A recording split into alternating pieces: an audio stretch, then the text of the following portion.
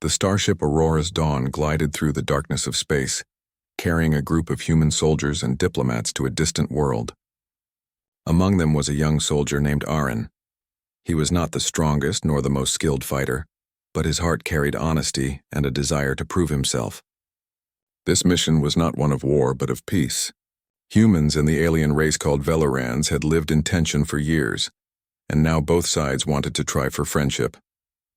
Aren had never seen the Veloran world before.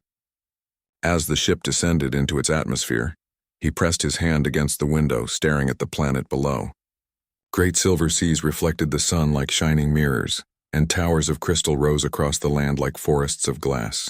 It was a place that looked both strange and beautiful. His heart beat fast, for he was about to step onto soil no human had walked on before. When the ship landed, a group of Velorans waited. They were tall, graceful beings with skin that shimmered faintly like stone touched by light. Their eyes were bright, holding wisdom and pride. At their center stood their ruler, Queen Nira. She was calm, her long robe flowing like liquid silver, her crown of crystal resting gently upon her brow. She looked strong, yet her voice when she welcomed the humans carried a soft melody. Aren stood among the soldiers in line as the leaders of both sides stepped forward to exchange greetings. He was told not to speak, not to move unless ordered. His task was simple, to stand guard and show respect. Still, he could not stop his eyes from wandering, taking in every detail. The air smelled faintly of sweet minerals. The Velorans moved with a quiet grace unlike anything he had seen before. The ceremony began. The human commander bowed in the traditional human way, placing his hand over his heart. The Veloran nobles answered with their own gesture, raising both hands toward the sky. They wanted peace, and these motions were signs of respect between the two cultures. But Aren, caught up in the moment, made a mistake. As Queen Nira approached to speak with the human commander, Aren thought it was polite to mimic the Veloran way. He raised both his hands high and pressed his palms together. To him it was just a copy of what he saw, a simple sign of friendliness. He smiled slightly, thinking it would be seen as respect. The Velorans around him gasped. The music of the ceremony stopped. Every eye turned toward Aren. The queen froze in her steps, her glowing eyes wide with shock. Silence filled the great hall, heavy and unbroken. Aren's heart pounded. He did not understand what he had done wrong. He lowered his hands quickly, bowing his head, hoping the moment would pass. But whispers rose among the Velorans, sharp and filled with confusion. The human commander frowned deeply, motioning for Aren to stay still, but the damage had been done. Queen Nira lifted her hand, and the whispers ended at once. She stepped forward slowly, her gaze locked on Aren. Her voice was calm, but there was a weight in it that pressed upon the whole room. "Human soldier," she said, her words clear. "Do you know what you have just done?" Aren swallowed, his throat dry. "I meant only to show respect, Your Majesty. Forgive me if I have offended." The queen studied him for a long time. Finally, she turned her eyes to her council. "Among our people, that gesture is no simple greeting. It is the sign of a sacred bond, a vow made with spirit and blood. Only two may share it, and once given, it cannot be undone." The hall filled with murmurs again. Humans shifted uneasily. Velorans exchanged looks of disbelief. The human commander stepped forward, speaking quickly. "Your Majesty, I assure you the soldier is young and untrained in your ways. He meant no such vow." But Nira's gaze did not leave Aren. She could see the truth in his eyes. He had not known. Yet the gesture had been made, and tradition was clear. A bond had been formed in the eyes of her people, a bond between the Queen of Velora and a simple human soldier. Aren felt heat rise in his face. He wanted to explain, to undo the mistake, but no words came. His chest felt heavy. He had only tried to honor their customs, and now he had brought confusion and perhaps shame. The queen turned her back to the humans, speaking in her own tongue to her nobles. The words were quick and sharp, filled with emotion. Some nobles raised their voices in protest, others bowed in agreement. At last, Nira faced the humans again. Her expression was calm once more, but her eyes carried storm clouds within them. "This soldier has tied himself to me, whether by knowledge or ignorance. What it means, we will soon see. For now, he remains under my protection." The hall broke into noise. The human commander tried to argue, but the queen raised her hand, silencing all. Aren stood frozen, his heart pounding like drums. He had never felt so small, yet never so watched. Every Valoran eye was upon him as though he were no longer just a soldier, but something much more. As the ceremony ended, Arin walked out with the others, his steps heavy. He did not understand what future awaited him, but he knew one thing clearly. A single mistake, a thoughtless gesture had changed his life forever. The palace of Valora stood like a mountain of crystal, shining under the twin suns. Within its tall halls, silence filled the air after the strange event of the ceremony. The queen walked swiftly through the corridors, her robe trailing like silver water. Her nobles followed, whispering in quiet voices about the human soldier who had dared to perform the sacred bond gesture. Arin was not taken back to his ship with the other humans. Instead, guards guided him to a private chamber inside the palace. The walls glowed faintly and the air was warm with the scent of minerals. He sat on a seat of stone, his heart heavy with worry. He had not meant to break their custom, yet he had, and now he was marked by their queen's words. When the door opened, Queen Nira entered. She moved with grace, her eyes calm yet sharp like blades hidden beneath silk. The guards bowed and left, leaving Arin alone with her. He rose quickly and bowed, his voice low. "Your Majesty, I am sorry for what happened. I did not know what that gesture meant. I only wish to honor your people." Nira studied him in silence. Her face showed no anger, but her voice carried weight when she spoke. "Among my kind, ignorance does not erase action. The bond you made is sacred.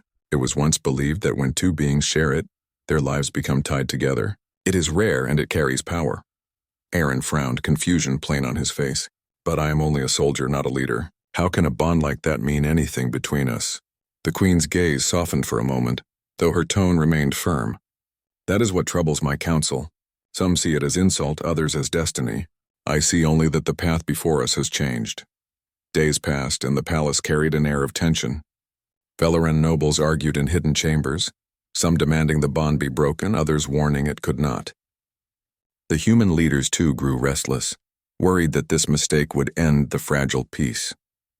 Arin felt like a man standing on thin ice, each step watched by many eyes. But then something unexpected began to happen. The queen, known for her strength and steady calm, started to feel a change within herself. At first it was small, a faint warmth in her chest whenever Arin was near. She thought it was only her mind reacting to the bond. But soon her body gave signs she had not felt in many cycles.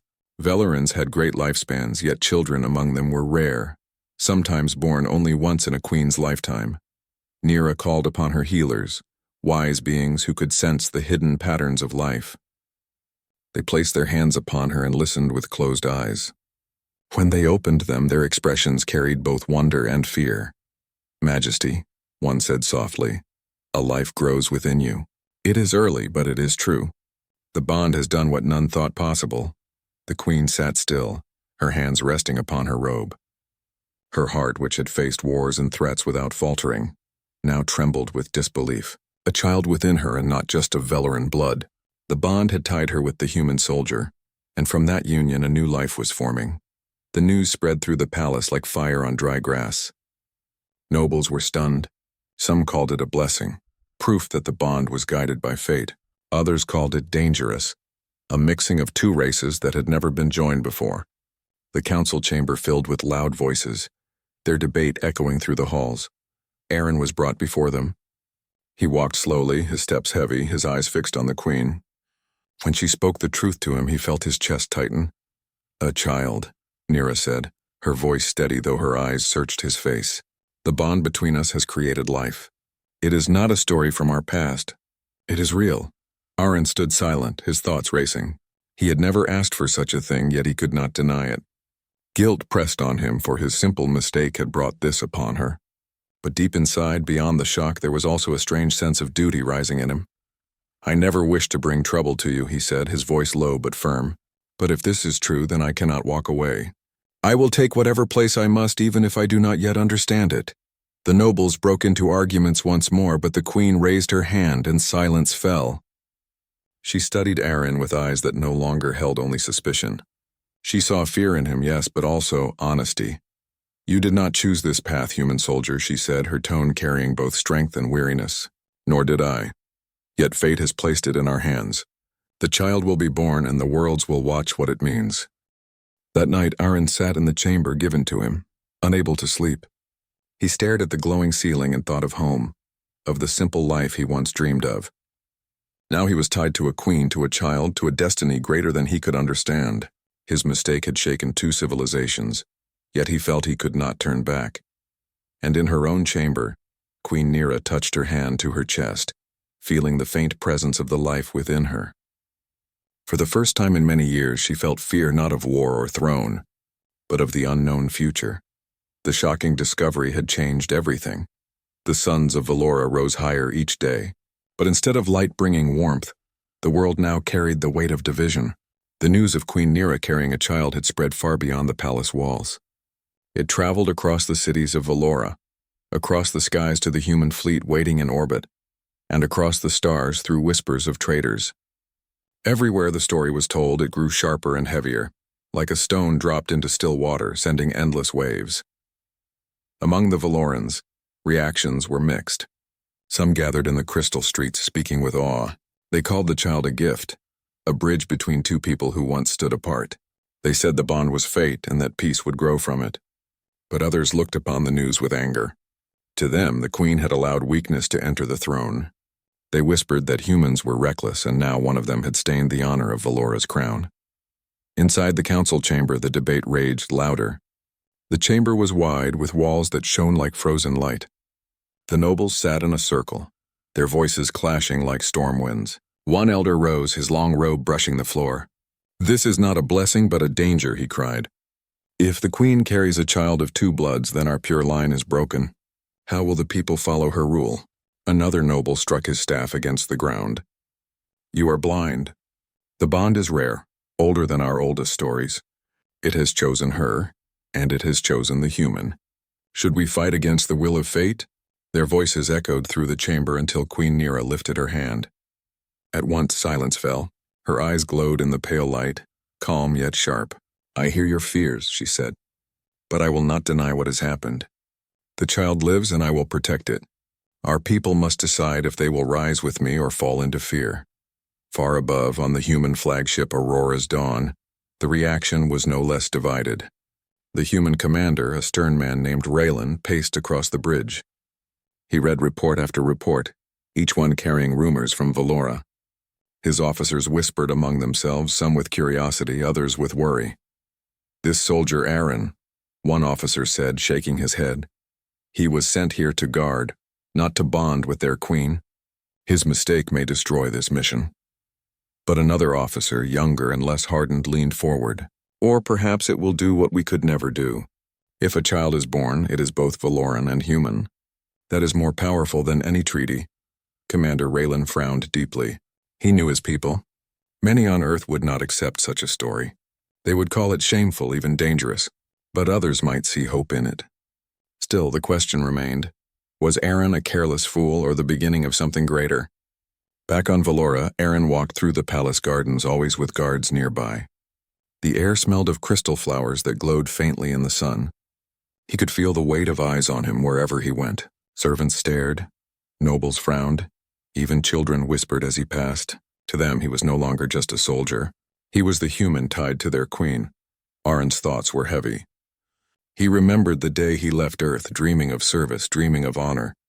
Never did he imagine his name would be spoken in council chambers of another world. Now he felt both shame and duty pressing on his shoulders. That evening, Queen Nera called him to her private chamber. The room was filled with soft light, the walls alive with gentle colors shifting like water. She stood by the window, her robe falling like silver mist. When he entered, she turned slowly to face him. "You have become the center of storm winds," she said. Her voice was calm, yet he could feel the weariness within it. "I know," Aaron answered softly. "Everywhere I go, I see their eyes. I know I caused this. I know it was my mistake." Nera studied him for a long moment. "You are honest, and that is rare. But honesty alone will not calm this storm. My people must see more than accident in you. They must see choice," Aaron frowned. "Choice? What do you mean?" She stepped closer, her gaze steady. "You must decide if you will stand beside me. Not as a soldier caught by chance, but as one who accepts the bond fully. If you turn away, the rift will grow wider and both our worlds may fall into distrust. But if you stay and prove your heart, perhaps they will learn to accept you. The weight of her words sank into him. Arin looked down at his hands, rough from training, steady yet trembling now. He was only a soldier, not a leader, not a noble. Yet fate had tied him to a queen and an unborn child that carried the hope or ruin of two civilizations. At last he lifted his head. His eyes met hers, and though fear remained, there was also a light of resolve. "I do not know what the future holds," he said, "but I will not run. If this bond is real, then I will carry it no matter what it costs me." For the first time, Nira's stern expression softened. A faint warmth touched her face, almost like the shadow of a smile. Then perhaps there is hope yet. Outside the palace walls, however, the storm grew louder. On Valora, protests began in the streets. In the human fleet above, messages were sent back to Earth, filled with confusion and debate. Between the two worlds, the rift widened with every passing day, and at the heart of it all stood Arin and Nira, tied by a mistake that could either break them or bind two civilizations together. The palace of Valora had grown quiet on the outside, but inside its walls the air was heavy with tension. Every council meeting ended with sharp words, and every messenger from the human fleet brought new demands. Both sides were restless, and at the center of all stood Arin, the young soldier who had never asked for such a fate. Arin's days changed quickly. He was no longer just a guard who followed orders. Queen Nira commanded that he learn Velaran customs so he would not repeat mistakes. Each morning he was brought to the Hall of Knowledge, where teachers explained the ways of Valora. They spoke of their history, their families, and their rules of honor. Arin listened closely, though many things were difficult for him to understand. One lesson taught him how Valorans viewed family. To them, family was not only of blood but of spirit. A bond between two beings was sacred, and any life born from such a bond was seen as the future of both. This knowledge struck Arin deeply. His mistake was no longer only about him. It was about a future that carried the weight of two worlds. The queen often tested him. Sometimes she called him to her chamber to ask questions. "Why do humans fight wars so often?" she would ask. Arin answered honestly, "Because we fear losing what we love." Another time she asked, "What does family mean to you?" He thought of his parents far away on Earth and said, "It means standing beside each other no matter the pain or cost." Nira listened to his words with quiet care. She did not say if his answers pleased her, but slowly, her tone toward him softened. She no longer called him only soldier, but sometimes spoke his name, Arin, as if testing how it felt on her tongue. Even so, not all Velarans accepted him. Some nobles glared at him in the halls, whispering that he was a danger. A few servants refused to serve food when he entered. Yet there were others, younger and curious, who began to see something different. They watched how he carried himself, how he bowed his head with humility, how he did not speak loudly or boast. They whispered that perhaps he was not the reckless human they feared. One evening, as Arin walked through the gardens, a group of young Velarans approached. They bowed slightly and asked shyly, "Human, is it true you once fought in battle?" Arin shook his head. "No, I trained, but I have never faced real war. My heart is not to conquer, but to protect." His simple words surprised them. They bowed again and left with thoughtful faces. Meanwhile, the human fleet above Valora grew impatient. Commander Raylan sent message after message to Arin, urging him to step back to return to the ship. "You are a soldier of Earth," Raylan warned. "Do not let yourself become trapped in their ways. This child is not your duty." But Arin could not follow that advice. Deep within, he felt that turning away would not only betray Nira but also betray himself. One night, as the twin moons rose, Arin was called to Nira's private chamber again. She stood by the tall window, her eyes on the stars. Her face looked calm, but her hands were folded tightly. "Arin," she said softly, "I do not know if you understand what your presence has done. My people are divided. Your people are restless, and yet in the silence of my heart I no longer see only mistake. I see a path I did not expect, but one I cannot walk alone." Arin stepped closer, his voice low but steady. "I may not have chosen this path, but I choose now to walk it. I will not leave you to carry the burden alone. If there is a future for the child, for you, then I will stand beside it." Her eyes lingered on him for a long moment. Then she nodded slowly, a small light softening her gaze. "Very well, but words are not enough. My people must see your choice. Tomorrow you will stand with me before the council and declare it. Only then will they know you are more than accident. The next day came swiftly. The great council hall was filled with nobles, their robes shining like glass, their eyes sharp with judgment. Queen Nera sat on her high seat, her crown glinting in the light.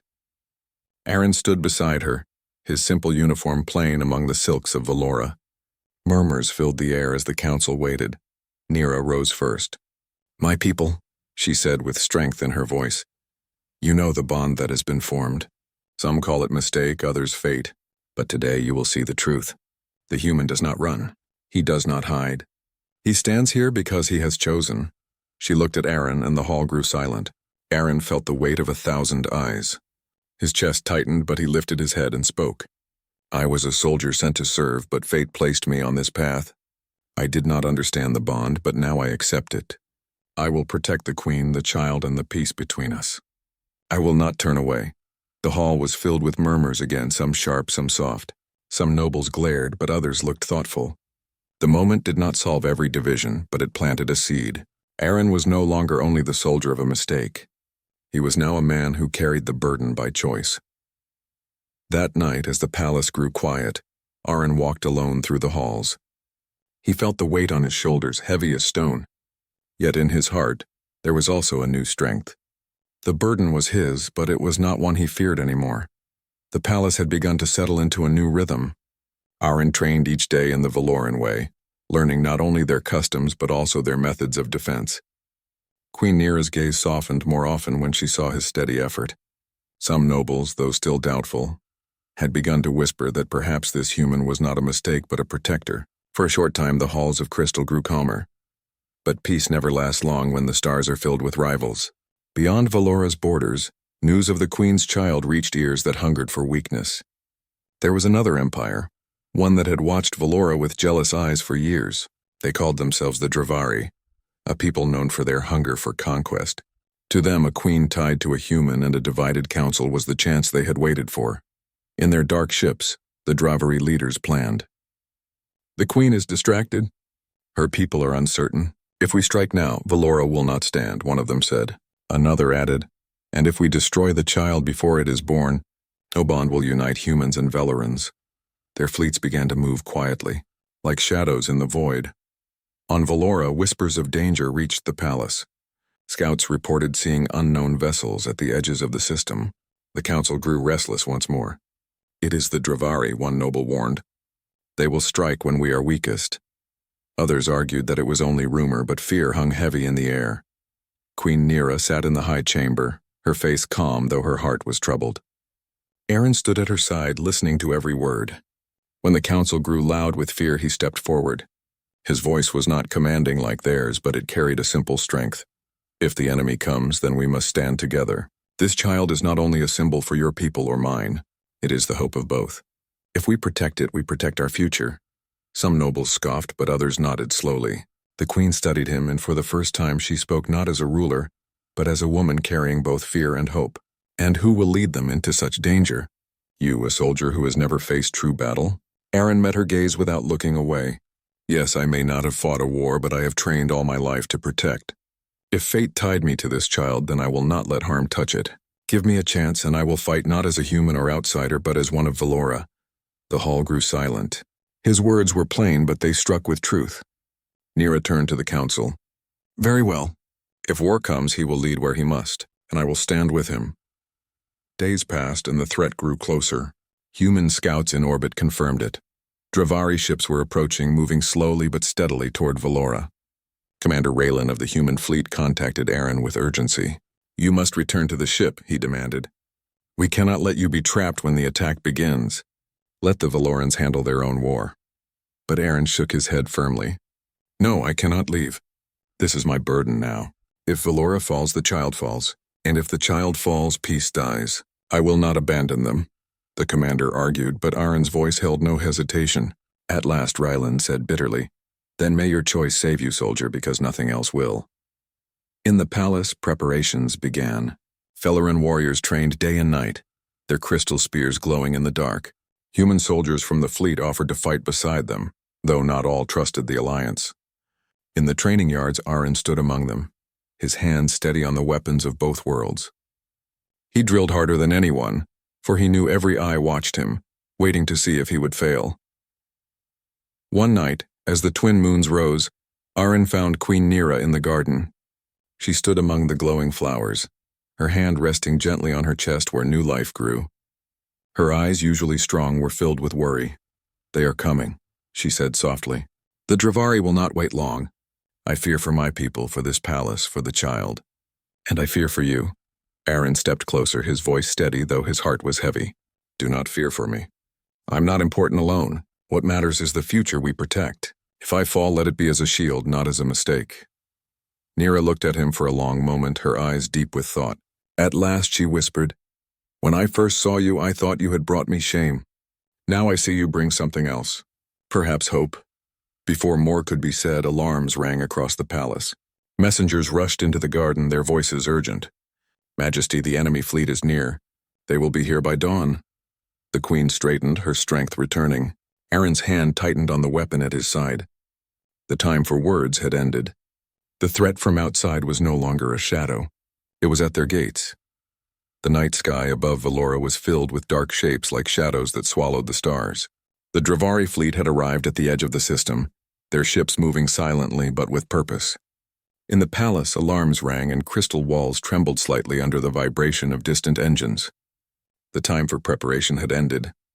The trial had begun. Arin stood with the Valoran warriors in the palace courtyard. His hands gripped a weapon unfamiliar to his human training, yet he felt its weight and purpose. Around him, Valoran soldiers adjusted their armor, the glow of their crystals lighting the night. He could feel the fear in some, the determination in others, and he knew that the eyes of two worlds were upon him. Queen Nira walked among the soldiers, her presence steadying them. Her robe shimmered in the soft light of the twin moons. Arin noticed how she moved, each step purposeful, every glance precise. Though she carried new life within her, she walked to inspire courage, not fear. He felt admiration rise within him, mingled with the fear of what the coming hours would bring. The Dravari ships moved closer, and the first warning shots lit the sky like fireflies on the wind. Crystal walls shimmered as shields activated, protecting the palace from the distant assault. Arin and the warriors advanced toward the palace gates, their weapons ready, their minds focused. The battle began in a roar of sound and light. Dravari energy beams cut across the sky, striking crystal towers and sending sparks flying. Valoran warriors moved with precision, their spears and shields forming a protective line. Arin ran beside them, dodging blasts, countering attacks, and doing everything he could to protect the palace and the queen. At one point, a large Dravari fighter broke through the outer line. Arin spotted it heading straight toward the chamber where Nira had taken her position. Without hesitation, he sprinted toward it, using the training and instincts he had learned from both humans and Valorans. He leapt onto the side of the ship, disabling its engines with calculated strikes. The fighter spiraled harmlessly into the distance, its threat removed. Soldiers around him looked on with surprise and growing respect. Inside the palace, Nira watched him with a mixture of worry and pride. She had feared he would be overpowered, that a human could not survive the skill of the Dravari. Yet here he was, not only surviving but protecting them all. She realized that the bond they shared was more than mistake, it was strength. The battle stretched on. Arin moved through the courtyard, guiding soldiers, helping those who stumbled, encouraging those who faltered. He was not a hero born from legend, but a man of action, showing courage when others hesitated. Every step he took was a lesson to Valorans and humans alike. Strength did not come from pride, but from heart. At last, the Dravari commander arrived, leading a massive ship that cast shadows over the palace walls. Nira stepped forward from the safety of her chamber, her voice clear and commanding. "We will not yield," she said. "This palace, this child, and this people will stand. Human or Valoran, we fight together." Arin stepped beside her, raising his weapon and shouting encouragement to the soldiers. "Do not fear. We fight for life, for peace, and for the future. Together we will succeed." The words spread through the courtyard like wildfire. Valorans roared in agreement. Humans cheered beside them, and even some of the hesitant nobles lifted their weapons with renewed courage. The unity that had seemed impossible a few cycles ago now shone in the hearts of all. The Dravari commander fired, and the massive ship struck the front line. Sparks flew, crystal shattered, but soldiers did not break. Arin fought in the thick of the battle, moving swiftly, dodging, striking, protecting.